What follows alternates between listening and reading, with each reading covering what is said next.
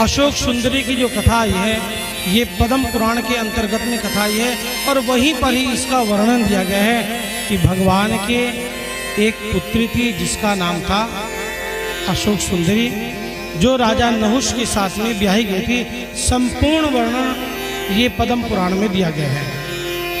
एक समय की बात, एकदा यया समये तिष्ठं जगदम्बकेश्वरी इव शोकाय यदा धात्री शोकं प्रच्युतं ते तथा। एक बार मन में बड़ी शोक विलाप कर रही भगवान शंकर समाधि में थे और नंदीश्वर, गणेश जी, कार्तिकेय ये सभी अपने अपने स्थान पर थे। बड़ी शोक में थे। अकेलापन अपना कैसा दूर करूं, आखिर कहाँ जाऊं मैं, क्या करूं। समीप ही एक अशोक का वृक्ष था। अशोक का वृक्ष जान गए आप लोग, अशोक का पेड़। भगवती अपने शोक को दूर करने के लिए आशोक अपने शोक को दूर करने के लिए भगवती उस वृक्ष के पास जाते हैं। उस वृक्ष के पास जाकर के अपने उस शोक के भाव को प्रकट करते हैं और वहीं पर ही एक बहुत सुंदर कन्या का जन्म हो जाता है जिसका नाम अशोक सुंदरी होता है। बोले शंकर भगवान की। इसी प्रकार से ये पद्म पुराण कथा है, ये शिव महापुराण में तो नहीं मिलती।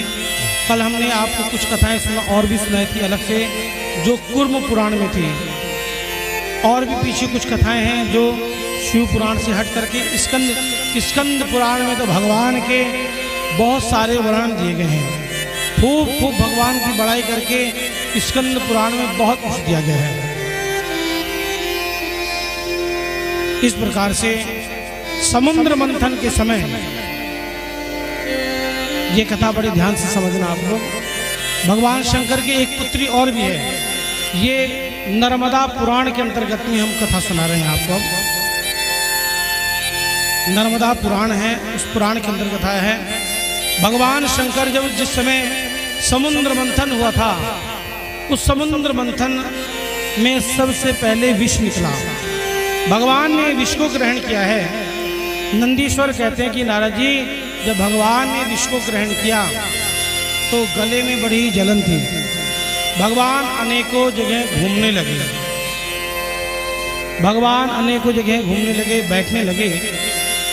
अंत में प्रभु आकर के अमरकंटक पर्वत पर आ जाते हैं और वहीं पर भगवान के इस कंठ से एक बूंद उस अमरकंटक पर गिर जाती है और वहीं पर एक सुंदर पुत्री का जन्म होता है जिसका नाम बोलिए नर्मदा मैया की जय।